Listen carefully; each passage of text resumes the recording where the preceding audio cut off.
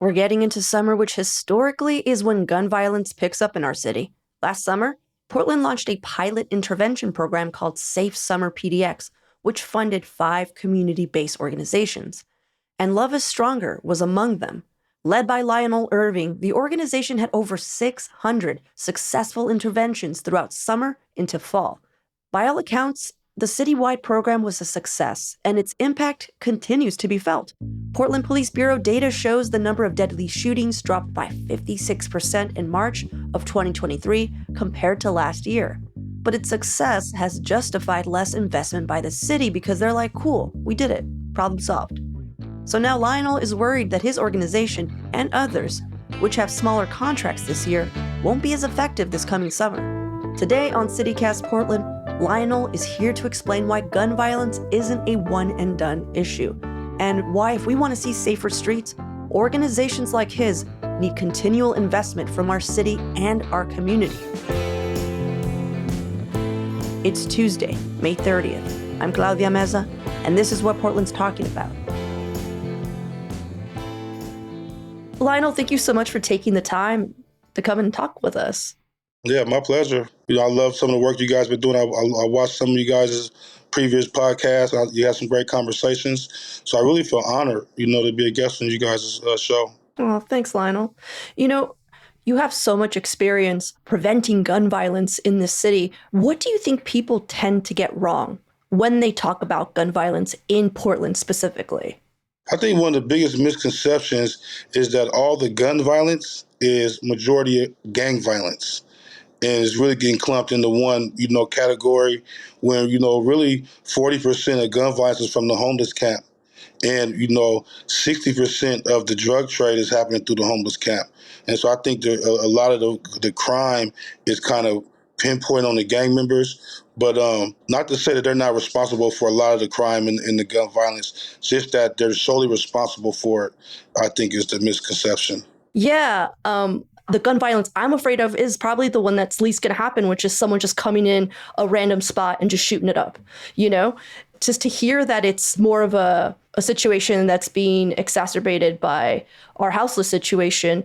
I mean, your organization had over 600 interventions last summer. What are your people in the organization doing? Like, how are they preventing this kind of gun violence then? So we're solely focused on gang violence, right? Because all of my guys are gang veterans. And what makes us so unique in our conflict resolution strategies is that we're on the spot. So we're not a reactionary program, we're a proactive program. So we employ guys who are influential in their respective neighborhoods.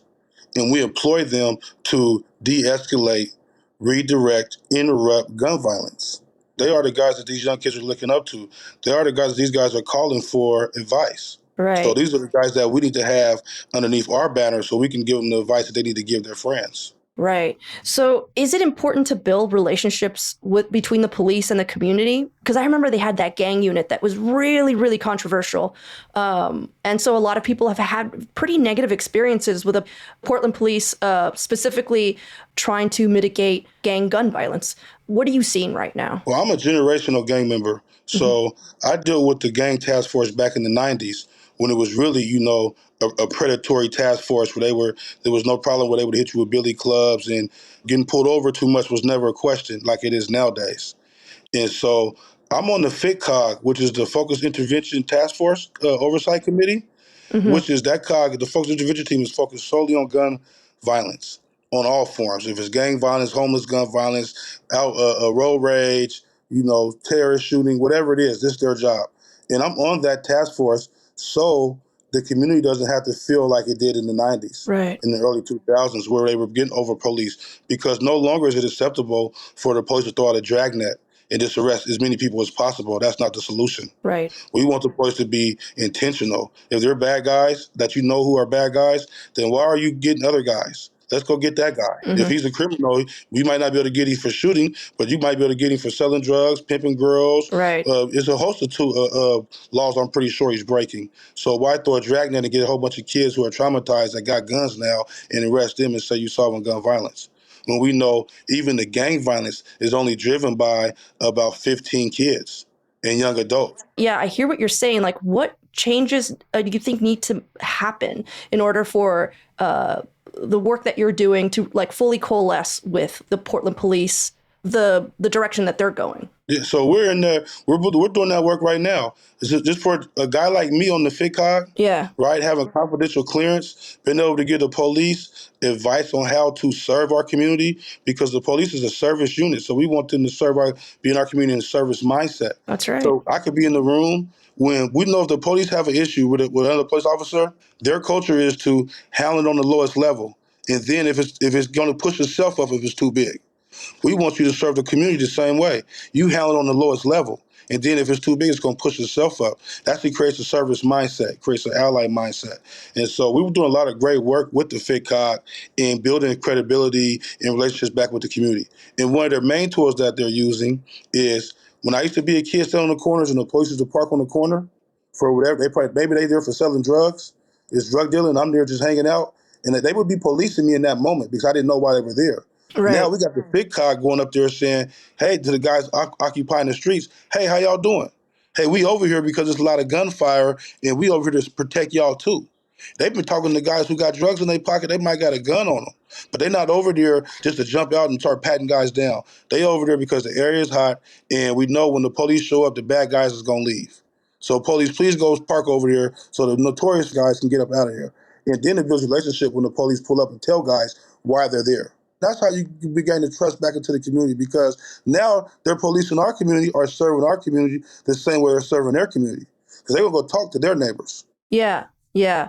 So it's curious. So you're basically saying that a way that the police should is trying to build this trust is by not arresting like lower level crimes and kind of focusing on the higher, more violent crimes. Focus on the head. On the head, yeah. Interesting, because I mean, when I hear that, of course, I'm just like, yeah, well, drug dealers should be arrested, and you know what I mean? Like, you know, that comes up, and you're just like, no, because that is not going to be solving the gun violence. Is that what I'm hearing? No, it's exacerbating the problem. That's so interesting. Why are we going to keep arresting minor drug dealers who guys were going to probably transition out to lifestyle? And flooding our prison systems up and destroying our taxpayers' money, while the guys who are influencing the guys are still running the streets. And we know who they are. Mm-hmm. The police know who these guys are. You know who is telling kids to go shoot. You know who is running the drug rings, because then we don't have a whole bunch of mass incarceration. Because right now, you could go pull over any young black man in Portland, and most likely you're going to find a gun, because they all scared. Mm-hmm. I got nephews right now, 12 and 13. I took 3 guns off of my 13-year-old nephew already in the last 4 months. What are they scared of? There's too many gunshots. All their friends are dying. The last 2 years, you know how many young, great men and kids that died? And so they just want to make it home. They're telling me, my nephew say, Uncle, I ain't going to shoot nobody. I just want to make sure I make it home. I'm on defense. And I tell my nephew, it ain't no right way to have a gun illegally, mm-hmm. right? You go through the proper channels, and when you're old enough that you can get the proper permits to have a weapon. There's other ways to handle your business, but he said everybody got a gun, because they do. And where do you think these guns is coming from? How all our kids got guns all of a sudden? It's an influx of guns. When there was no bullets, a bullet shortage, all our kids have bullets. That don't even make no sense to me. What's your theory? Where do you think the guns are coming from? Well, it's a way bigger problem than these guys. These guys ain't no mechanics. They got guns, modified AK-47s, mm-hmm. and they don't got no whole bunch of money. So it's a bigger problem. That's why we got to go up the chain and get the bigger fish who really capitalizes off these kids killing themselves. Because you know how much it costs for a murder in Portland when the body hit the ground? How much? As soon as the body dropped, it's $1.5 million. What? That's just on the ground. And now it could be upwards of $10 million for each body, minimum of $5 million. Because then you got to think about what if they catch the guy and send him to prison and all these other things, all these other attributes with the family. It costs the city up to $5 to $10 million per murder. That's insane. So it's a lot of money involved. Mm-hmm. And then we got to look at how much money is put into preventing gun violence. It's not even close compared to how much it's costing the community. It's not even a tenth. So there's a bigger problem with we're investing in gun violence prevention, not just with the city and the county, but also community members. Right. So how many community members? My bad, because I go. No, it's okay. No, because I'm going to ask them. So the police is one part of solving gun violence, and the other part is the community. So what does the community need to do different? You know, what's aside from your organizations like yourself? Well, everybody has a role to play. right? But the community is lacking their responsibility is these are our kids, for one. Mm-hmm. I know my nephew is walking around here trying to get a gun, got a gun. That's community knowledge. Because every time I see somebody, hey man, if you see my nephew, he trying to get a gun, he might got a gun, call me. Make sure he don't get in no problems. So I'm communicating. So everybody, they see my nephew, they say, hey man, your nephew at the game, is he cool? Let me right up there. There's too many community members not saying, hey, my kid is struggling, my kid has a weapon, I don't know what to do. Lionel, come over here and talk to him. Because we might not be able to stop the kids from having guns, but we can influence the way they are operating with them. Because if you got a gun, then we need to educate you. If we can't stop you from getting it, at least let's educate you on the ramifications of when you pulling this thing out and using it. Versus you had to learn in prison. See, I had to learn the hard way. Mm-hmm. Nobody told me. I shot guns since I was 12 years old. And it Right. was always love when I went back to my neighborhood. But where's the people who wasn't involved in that lifestyle saying, no, Lionel, that's just stupid. Mm-hmm. You're going to go to jail for the rest of your life. You can do this, you can do that. And so that the community is advocating from that part. Also, resourcing the families who are kids are dying. Because it's setting a trauma wave through that family. They got 10, 11-year-olds, 6 and 7-year-olds, 2 and 3-year-olds that everybody's not going to receive services in that family because there's not enough services to go around because the community's not involved. Now these 6 and 7-year-olds and 2 and 3-year-olds are potential shooters because we only had enough resources to work on the 11 and 10-year-olds, right? Right. And so the community, and then I'll give you a visual. Next time it's a gun violence and somebody's died on the ground, they say it's dead over here, go over there and see what it looked like. You're going to see a traffic jam of community members stopping to see who was on the ground. None of them are going to stop and give that family that got the potential shooters in their mix any type of love or resources. And the only time they're going to jump in and do some of that is when it happened to one of their family members. And I can tell you because I'm on the ground floor and I done been to 50 funerals in the last 2 years. Dang. I done talked to hundreds of families whose kids was murdered and that could have done something before the fact. Right.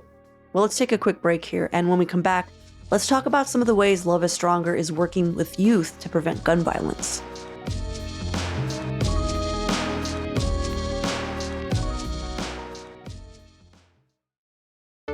Hey, CityCast Portland, it's Michael Ziviak. While CityCast Portland works hard every day to connect you with the stories that matter most, I'm working in the background making sure that our listeners are connecting with the best that Portland has to offer. So what does that look like? It means meeting with the people who make Portland what it is, the business owners, the stakeholders, the decision makers, the Portlanders who put together those food festivals you enjoy, the concerts you attend, the exhibits you can't miss, and who make those candles your mom can't stop talking about. If this sounds like you, let me help you get your message out to the city's best audience with an ad right here on the CityCast Portland podcast and on our sister daily newsletter, Hey Portland. Shoot me an email at ads@citycast.fm and let's connect. I want to know about your program specifically. Like, how is it working with this community that has, because it's not like every kid in Portland has a gun. A lot of kids got guns. Like A lot really? of kids got guns, yeah. And a lot of kids are seeking guns because, one, that's the American way, right? We glorify them. It's a symbol of power. A lot of kids are traumatized. And where we are coming from, this is a post-COVID symptom. Our kids are premature emotionally. They're premature socially. They don't have the tools to handle their simple conflicts. And so that it makes the conflict times 10. So when you say that your organization is educating, are you going to actual schools? Like, tell me a little bit more about like how you're working with the youths. So we have a youth component of our conflicts resolution team. They're called the Soldiers of Love, and they do the exact same thing that our gang veterans do. They're on the spot de-escalators. So if they're in school, if they're at the games, they're going to go into a conflict situation and give these people a brief reprieve to think. Then once a month, we have high school safe space parties where we disseminate our active bystander message. We disseminate our message of positive peer pressure because often you hear about negative peer pressure, right? Right. But the flip coin, which is even the stronger side, is positive peer pressure. And we are pressing our kids, the high school ranks especially, to be leaders and to speak up when their friends are in trouble. Because our message is, if you really love this guy and you on your path, you got to leave him behind or you got to join him back there. unless you speak up and let us bring him up to your level, because we want everybody to succeed. And then we pay our kids. And because we come from our culture here in America comes from an instant gratification kind of mindset. It's my money, I want it now, right? And a reactionary mindset. So one thing that we do is we pay our kids, right? 'Cause we want to feed that instant gratification. So we want to make sure you get paid good, but we want to feed that to defeat it. We want to say, hey, this is your reward for this. Boom, now you in the door. Now this is how you get to the next reward. Yeah. You got to work to build your way up. And there's a reward every step. It's not, though, you get here and it's just a kumbaya. No, you get here go another monetary incentive to get to the next level. And then we have a reactionary mindset where if somebody hits you, you hit them back. Retaliation is a must. It creates a mindset of reacting. And once you do that, then you become traumatized. Now you become a professional, poor decision maker because you're reacting out of trauma. So that's where we come with the 3-second pause. That's why we intervene. When we see conflict, we intervene so the guys that are guards in conflict are not reacting. We want to give them a chance to think. They get out of dodge. They don't sit there and hold nobody. Y'all don't fight. Please don't do it. No, they just intervene. Whatever the tool is. Hey, we at school. Kill that noise. Leave them alone. Whatever the tool is. But it's just that brief reprieve so the guys can think and they get out. And you know how successful that is because these kids ain't even thinking. They need to identify that you got to be proactive. You got to think. And there's so many tools to build that mindset. And so we have 10 kids in our program right now, and they're doing great. They are creating so much ripple and waves of positive influence through their friends because they get to throw these parties. But just imagine if we have 50 kids. Then we could really impact this gun violence because now we got kids that are not only just in school or just on the streets, we got a mixture of them. And I would say what I make our kids more unique than a lot of different kids is we only accept kids who are generational gang descendants. Oh, that's interesting. Because gangbanging is a generational curse. So, man, you just laid a lot down on me, Lionel. But no, I mean, because it's fighting so much. You're fighting not only generational trauma, and it's like not grabbing out of air to say that African American communities have like a bit more trauma to deal with than other communities, especially here in America. And then you're a teenage boy. It's just so much. So we're approaching another summer, and we tend to see violence increase in the city with the weather, it seems. What's giving you hope? Like, what's your mindset coming to a more violent season? One of the main things that's giving me hope, Claudia, really is a person, somebody like you, right? Because you are becoming aware of the situation. You have no magnifying glass on it.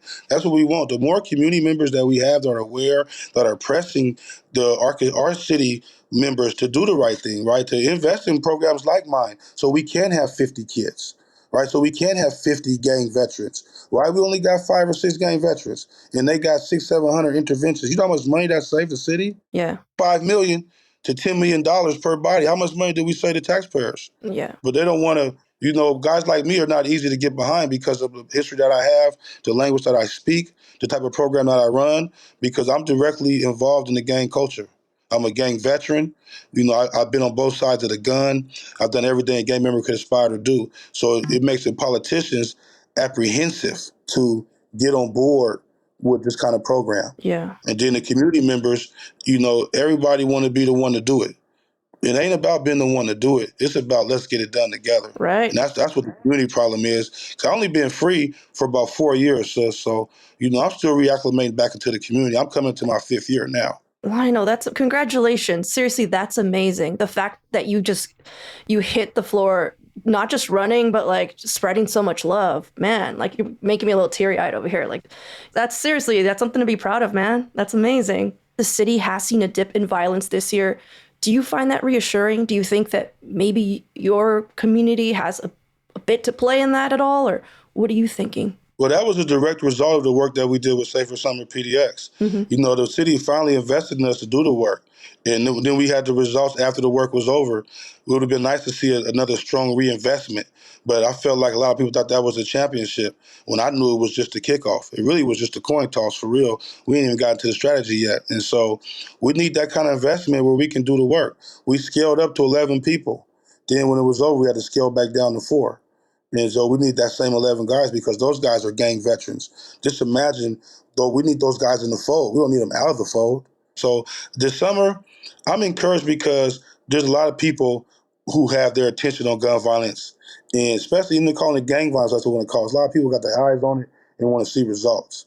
I know that we're on the forefront of gun violence in Portland. I don't care what the organization is. No organization has done more gun violence prevention work than us, and that's the only subject we've ever been on.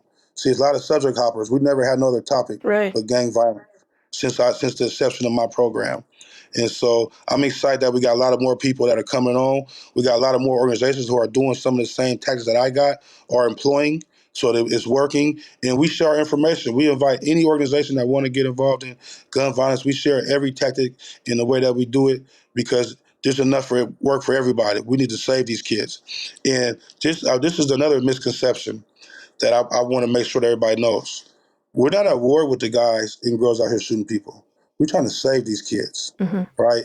I was once one of these kids, but I shot and killed somebody. I did it. I waited. I pulled the trigger, and everybody wanted me to be thrown away, which was rightfully so. You know, I got a second chance. I don't take it for granted. But when I see guys and I know what they're doing, I see the potential in them. And we do more, sis, than gun violence. We also do inter-community gathering, where we get guys who look like me, who got lifestyle like I had, that got life together, and people who don't look like us. Our main participators are the Rotarians. Are you familiar with them? No, tell me about it. The Rotary Club? Oh, the Rotary Group. Yeah, yes, I'm familiar with the Rotary Club, yeah. Come on, man. Everybody know the Rotary. They the big dogs, right? If you go anywhere in America or anywhere in the world, somebody tell you they're in the Rotary, you're going to be one of the richest, most influential people in that area. Right? There's just no question about it. And so we got a group of great family we call the Inter-Community Gathering. We meet once a month with my guys and a lot of great Rotarians. We got up to 60 people now coming. And it's all about what do we got in common versus what we don't got in common. Because we tired of hearing that you black and you white and y'all got to be separated. No, we trying to see what size your heart is.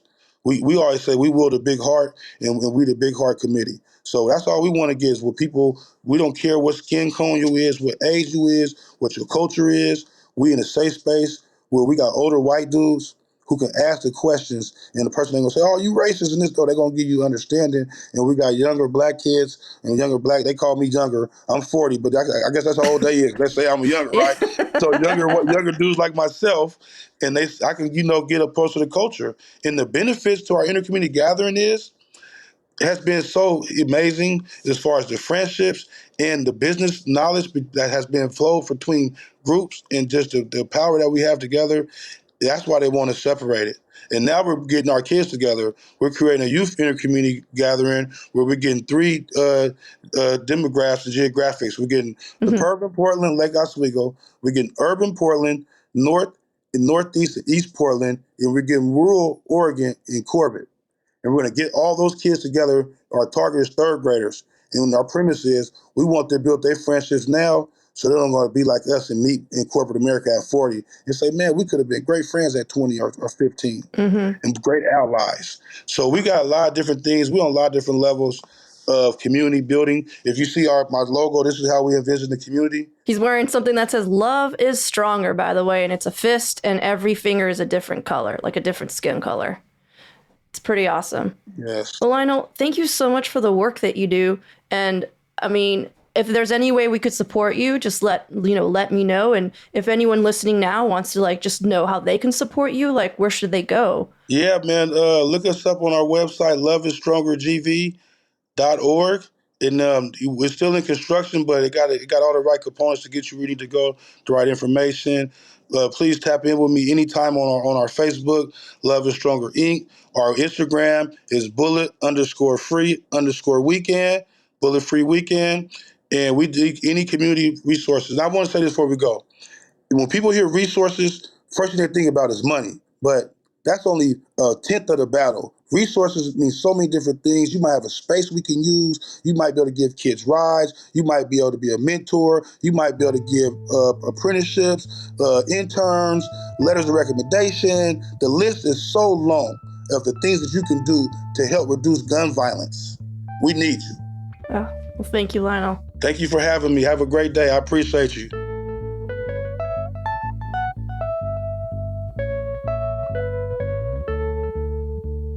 And now for your microdose of news. A black bear was spotted 6 times in 8 days in and around Forest Park. It's been caught raiding trash cans and generally looking for food. Both for the safety of people and the bear, wildlife experts advise the park's neighbors to lock up their trash and anything else that could be eaten, such as bird feeders and beehives. Wildlife experts also say that bears that get too dependent on human food are less afraid of people and pose more of a danger. Back in 2019, Oregon wildlife officials had to kill a black bear cub after it became too friendly with humans who were feeding and taking pictures with it. And Portland is only a few months away from a historic political makeover. By September, we're going to have a new political map that divides the city into 4 districts, setting the stage for the 2024 election, where voters will select city council members to represent each district. The commission charged with drawing these new districts will vote on a proposed map on May 31st and then hold meetings through July, approving a final map by the end of August. And it's more complicated than you think because all districts, of course, must have around the same number of people. For even more local news and events, sign up for our daily newsletter, Hey Portland. We'll throw a link in the show notes.